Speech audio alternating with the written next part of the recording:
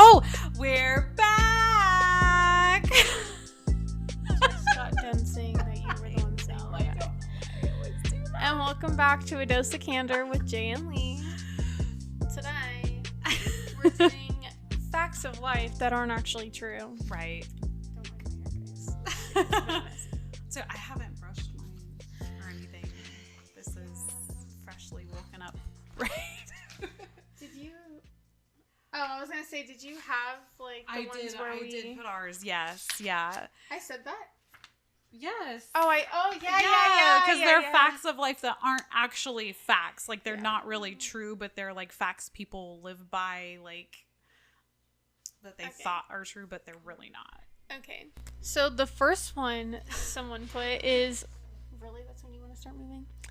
Not having to give an explanation about anything, really. I used to give my bosses full reasons about why I was requesting PTO or calling in sick, or if I didn't want to attend an event, I felt like I needed to have an excuse for why I didn't or couldn't go. Then I met a coworker who just didn't do that. She would call out sick with the reason I won't be in today, and that's it. She declined coming to a dinner I was hosting by just saying I won't make the event, which is 1,000% fine by me. It just blew my mind, and I love it. Because I've always been a people pleaser and everything, and I always but also years and years of abuse though, literally mental, emotional, psychological abuse from people. So I always would explain and give excuses or reasons and justify needing things like time off, and it's like, no, you've got the PTO there, it's there for you to use. If you can't be in, you can't be in. You don't deserve anyone an explanation, especially if it's a private matter. But I was an adult before I felt comfortable. I kind of had to be shown how I had been kind of gaslit for years, and psychologically abused for years, and people were showing me no, that's not okay, so it was an eye-opener for me of oh my god, you're right. Yeah, what is wrong with me for thinking I owe all these explanations and everything when no. But you do that. I do. You do a lot, or a little, but the point is you don't owe anyone an explanation. Yeah, I do. Yeah, you say that to me all the time. Set a boundary. Set a healthy boundary. And if someone has a problem with the look that she gave me, though, it's not the boundary they have the problem with. It's the fact that they can't take advantage of you anymore that they have the problem with. It's the look that you gave me when you're you do that. Well, it's, I think once you get to a certain point, and your eyes have just been kind of open and you're oh my gosh, yes, and you see it all, it's holy moly, and it's you just see it very easily. It's when you see one red flag and then all of a sudden all the other ones pop up, it's oh my gosh. It's that video that I showed you when I was I found your ex, and it's just a thing full of red flags. Yes. Okay, so the next one on here is quitting an event that sucks rather than sticking it out because you've already spent the money. Yeah, totally. I've done that before where I'm just not feeling something, but it's oh, well, you know what? I already bought the ticket. We're already here. Might as well just see how it goes. But I do know people who have literally walked out of movie theaters and stuff because they're no, I'm not wasting my time. You do Have you ever done that? What? Walked out of a movie theater or a show or anything because you're what is this? No, but that's only because I'm a teenage girl and my money is very valuable and limited, so... Yeah, I can see that. Yeah. All right. I've been attempted to. What's the next one on there? I feel there are a lot of really good ones. There were so many. There were 40 that people shared online in one post even, but we don't got that kind of time, guys. Why are mine always so long? Sorry. Do you want to do the next short one and I'll do the next long one? It's fine. Okay, this one says... Dealing with failure without emotional fallout. I once failed in something majorly in a pretty significant life milestone. I felt horrible, embarrassed, and lost. The person who helped me immediately went to, what is that word? Pragmatic. Pragmatic mode, I guess. All right, the tough. We're going. Okay, can you finish reading that? Okay, let me see. Let me see here. They just basically said, "All right, that's tough. We're going to pivot." Anyone that watches Friends out there, pivot. Continue.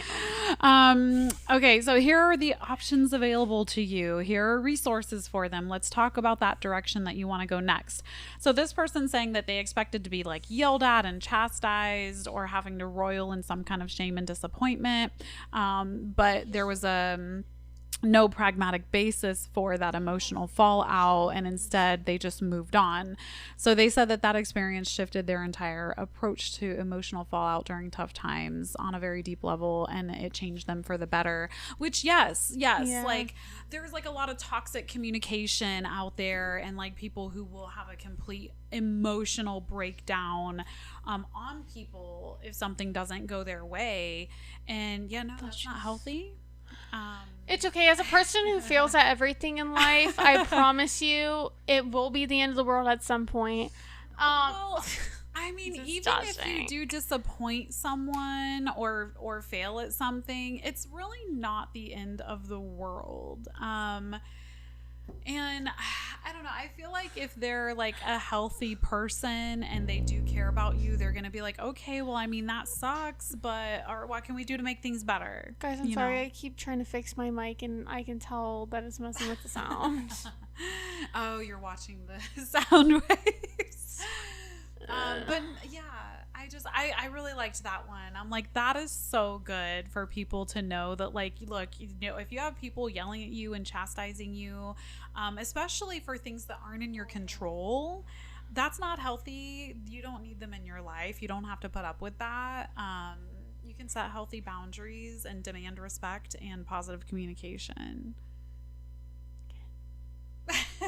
I mean, I'm not saying that, like, people's feelings aren't valid. Like, definitely, like, you feel what you feel, and you do need to process those in a healthy manner. And not, like, bring other people down with you. Right, exactly. Sounds like two people we've heard of. Mm-hmm. Okay. So, no, that one was really good, though. Oh, this next one. Okay. Yeah, you have fun with that. Okay, no, I wanted to bring this up. No, because I get so sick and tired of people's, like, 2-bit comments at me. So, guys, I've been divorced for almost 10 years. And I would constantly have people make comments to me about, like, oh, you need to get back out there. And, oh, but what about your sex life? Gosh, I couldn't go without sex. No, like, I'm sorry, but to me, relationships aren't just about sex. Like, I have to have an emotional connection. Can we just say intercourse? Someone. Jesus, that's just, the word sex just sounds so wrong. Like, I don't know. Some people think that if you have sex with someone, it connects you with them. And I'm sorry, no. Like, to me, it's the emotional stuff. And if sex comes later, great. But, so this one is having sex. So this person says, I'm attracted to people and I do get excited for it. But as soon as, like, the process starts, they just lose all interest because they identify as asexual. And they posted that too. So when someone explained to them what an asexual person is, they were like, oh my gosh, that makes so much sense because I don't really enjoy sex. And like they have no interest in it. So they actually said that, they have been in a romantic relationship and not having sex, which I thought was really cool because there was another person that posted a comment on that, and they said that they were glad that they found a partner that is also asexual. So their relationship isn't about, like, having sex or if the sex is good or this or that. It's about their emotional companionship and spending quality time together. So yeah, so I wanted to put that out there because sex is not everything, guys. And it's annoying that people think that it is the only thing that connects people. Anyway, that's my two cents on the matter. Yeah, I don't know anything about that. I'm perfect, so. Oh, look, the next one's a short one. Jay's happy. Yeah, but your next one is literally 2 words. Literally. Okay. Oh, the next one says, this one kind of reminds me of my brother. Seeking approval, and my little brother never did. He's a jerk in many things, but he is really inspiring. Okay, my brother's not inspiring, but he is an a-hole sometimes. Love you, Kaden. There's your promo. Yeah, so seeking approval. I think a lot of people seek approval from their parents especially, but also like teenagers and younger adults from their peers. Kind of like the keeping up with the Joneses type of things. Like if other people get something nice, they have to get it too. I feel like I'm being targeted. Not that second part. But no, I liked that one. I thought that one was good. You don't have to seek approval from anyone but yourself, guys.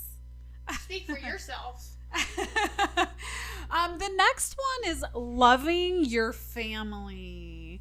So, by the way, it doesn't say loving your family. It says loving family. Loving family. Right, right.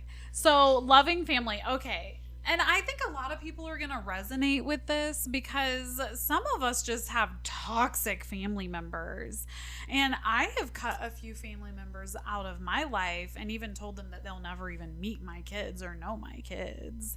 But I mean, yeah, you don't have to love just because you are related by blood does not mean that it's okay for people to disrespect you. Or if they created you. Or do other things, yes. So other things, yeah. I mean, that's like. Well, I feel like I'm at the age where I feel bad for cutting people in my family off. Also, it's like sometimes I have no choice but to end up seeing them. Yeah, I mean, but just minimize that contact until you have more control. I feel like your mom's pretty respectful of your boundaries. 9 more months and 14 days, and then some of y'all are getting cut off. But no, so I feel like that's a really good thing. But there's like a whole. Wait, my mom. Wait, what'd you say about my mom? I said I feel like she's pretty good at respecting your boundaries, especially with your dad. Yeah. I feel like she does a good job at respecting those boundaries. Yeah, but even if I want to, maybe not other boundaries, but I mean, I feel like I don't know, like I feel like she's like when it comes to people good at acknowledging your boundaries and respecting some of them. Yeah. But anyway, there was a whole article though about how like a lot of like the younger generations are completely cutting off families. Our family members, and it's like, well, yeah, because people are realizing that they don't have to put up with it and that no, it's not healthy. Anyway, so I hit my mic one more time. I'm actually gonna throw myself off this chair. All right, what's your next one? Oh my god, it's a long one. Well, it looks long. Sorry for yelling into the mic. I just realized I yelled right into the mic. Okay. Oh, I thought the spelling was off. Oh. Okay, it says, turns out there are people who start their Sunday morning by not going to church. Apparently, you can do whatever you want. I learned that when I left for college at 18 and met a non-Christian adult for the first time. They just do whatever they want. Want to go on a hike? You don't have to schedule for 3 p.m. Just go wherever. Sorry, I can't read. Want to watch the early NFL game? You can do that. Want to make breakfast? It turns out you don't have to wake up at 5 so you can make breakfast and get to the service by 9 a.m. You can just make it whenever. Yeah, I don't go to church every Sunday. No, yeah, I mean, I grew up Christian, and I would choose to go to church with my great-grandparents and stuff. But well, no one in my family goes to church. It was never anything that my family, like, forced us to do or anything. It was like, if you want to go, you can go. If you don't need to. And, yeah, there are people who identify as Christian that don't go to church regularly, and you don't have to. So you don't have to go to church to make yourself a Christian. That's right. When I think it's funny when like some people will judge you for it and be like, oh, you don't? It's like, and what's the problem? Yeah. Judge thee not. But anyway. It's funny what I said because I went to church this past Sunday with my friend. I literally said I felt the Holy Spirit come inside of me. Wait, can I say what the pastor said? Sure.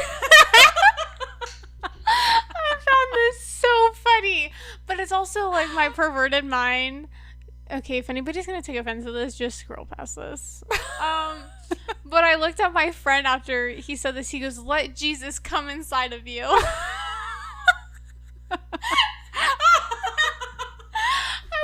I looked at my friend and I was like, he said, "Let Jesus come inside of you."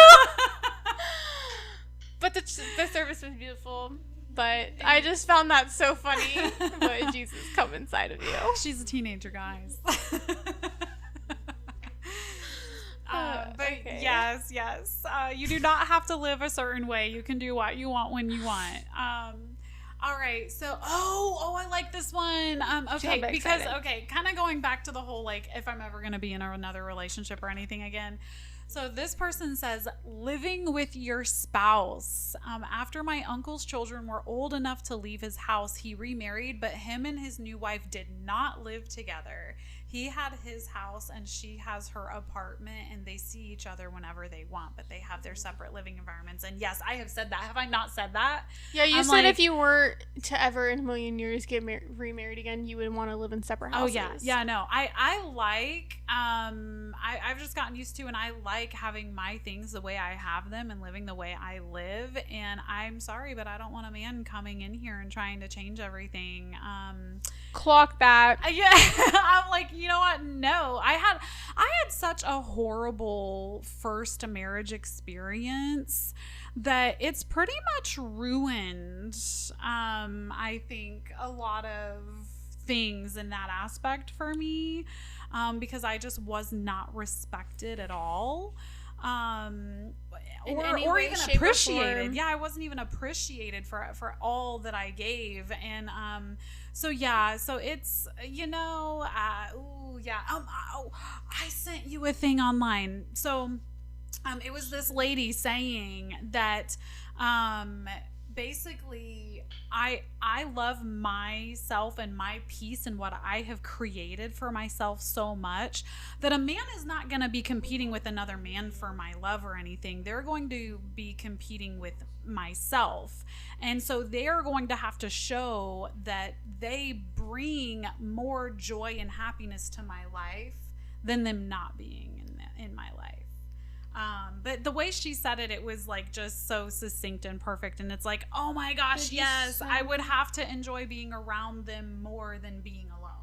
And I love being alone, guys. I love my me time.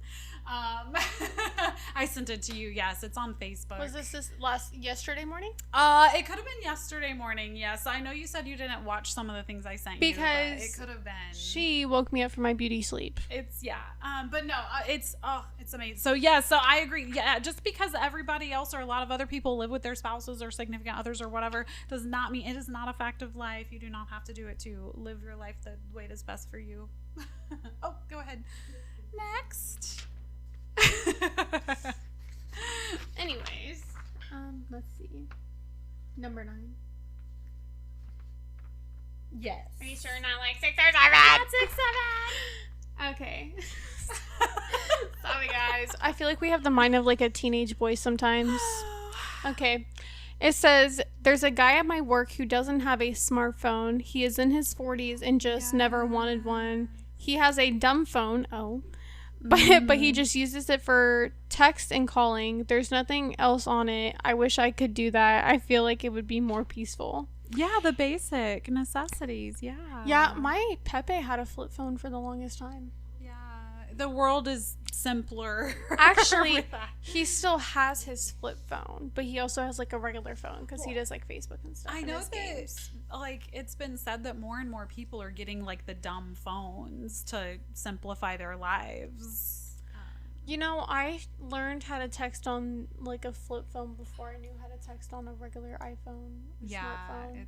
It's funny because people are like with my generation, like, oh my gosh, you guys text so fast. And it's like, well, because when we learned how to text, you had to hit the button 3 times to get the alphabet symbol at the end. So it's like we're just like. Yeah.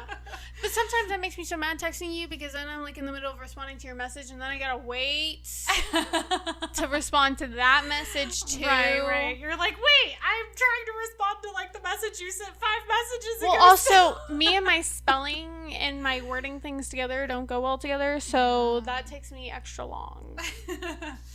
All right, what is this last but not least on here? So, hearing me out without getting defensive. I had a million comebacks ready, and my college roommate said, I'm sorry, thank you for talking to me about this, and I will do better.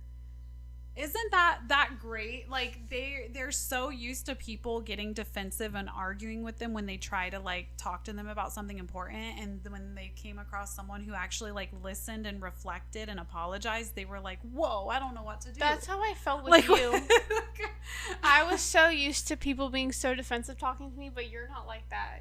Yeah, a lot of the times. Yeah, well, I think like I'll joke around more with you now and stuff. Yeah. And you'll have to tell, like, she'll tell me at times like, no, I'm being serious now, and I'm like, okay, serious face, okay.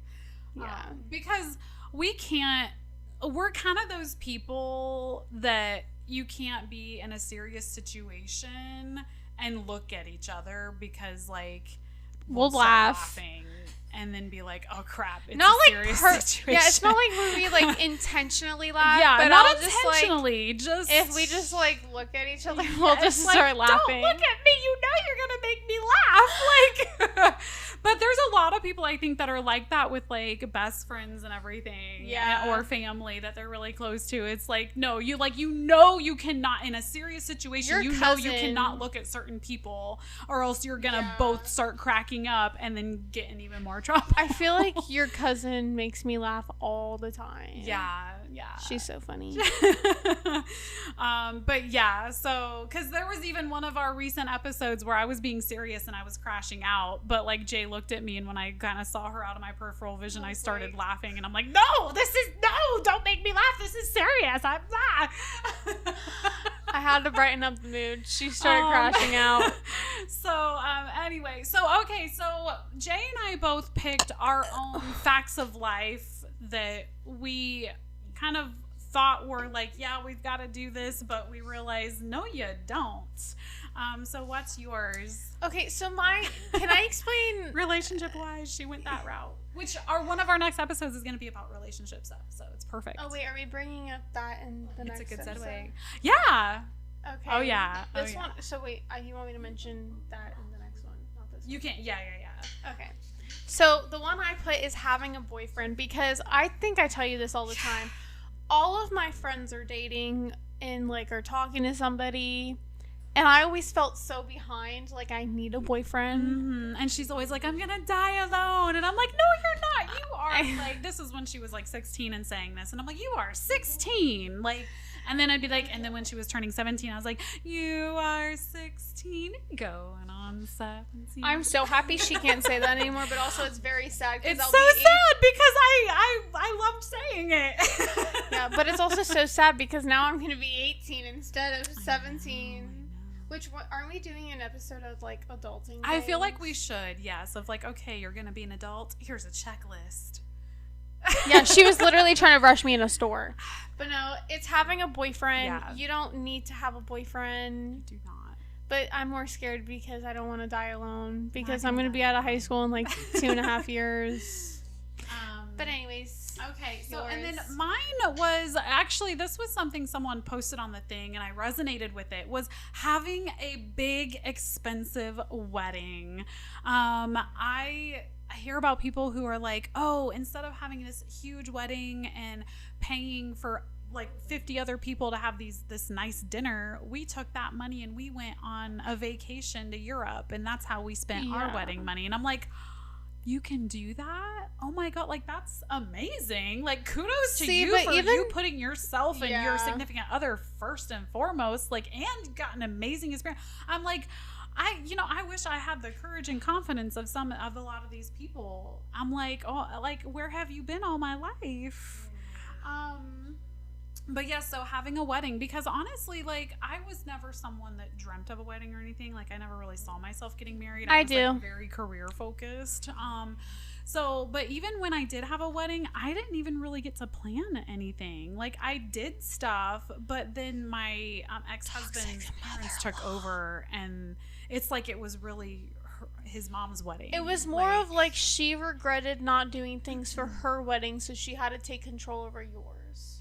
Yeah, that's what it seemed like from what you were telling me. So my wedding really wasn't my wedding, I feel like. And even the receptions, they took over the receptions and the planning too. So like even the receptions weren't even like what I wanted or anything. And then when I of course voiced those concerns to Mike at the time, he was like, why does it matter? The only important thing is that we're getting married, right? Which like why not let them why not let my mom do what she wants? So gaslighting, obviously, like from the get-go, red flags that I just but like what I even told you, it was like, well, that's, I'm not going to say for all girls, but most girls are like excited to sit there and plan their wedding. Yeah, that's the big exciting part about it, is to look at everything. And so, but no, you don't need a big wedding. And I have friends too who just had little courthouse weddings because they were like, yeah, no. My cousin's getting married in her fiance's backyard, like his grandparents' backyard. Yeah, like you don't need anything big and expensive. And that's the backyard's why beautiful. Some people have been doing, instead of like huge like fine dining meals, like getting food trucks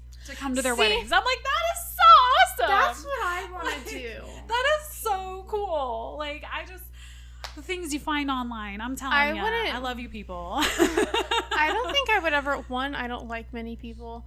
But also, too, it's rain and tacos. No. But I also was... Tacos. Ask why. That's right. Okay. As I was saying. The musical stylings of Connor. As I was saying. Okay, sorry. I feel like I don't have many friends. 2, I don't like a good amount of people that are, I'm not going to say in my family, but like my family knows. Honestly, at this point, you and your mom are going to be and Emily are going to be the only people I'll invite at this point. It's healthier to have a smaller, tight-knit group of friends. Because I'm sorry, no one has 100 really close friends out there that they're constantly in communication with and know like the back of their hand and this and that. No. Like if you put your hand down, a good small circle of really close, tight-knit people that you can count on, and voila, you're good. Yeah. At this point, it's just gonna be another you, fact your mom of life and cousin. That is not a fact of life. You do not need this huge, And my aunt Katie. Yeah. Dang, I'm only gonna have 4 people. 5, 6. Like 6 or 7. On and on. But okay, well, guys, I think we are set for this episode because we're going to talk about this other relationship stuff the next episode. We have to give a round of applause for my phone not running out of storage. Woohoo! And mine this time. Yes. But all right, guys, well, check out our website at adocpodcast.com as well as all of our social media. We're on practically everything now besides X. All right, guys, well, we will see you next time. Bye.